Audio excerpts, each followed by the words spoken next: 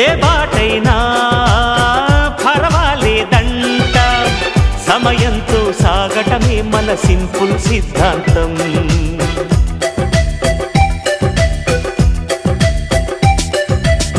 చిరుగాలికి పరిమళమిచ్చే సిరిమల్లెల వనమై ఉందాం, గగనాన్ని నేలను కలిపే హరివిల్లుల బంతెన అవుదా.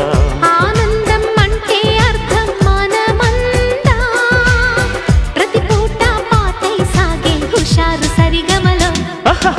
ఎన్నో ఎన్నో రాగాలుండే సంగీతం కాదా, చల్లకి నవ్వుల కేరింత.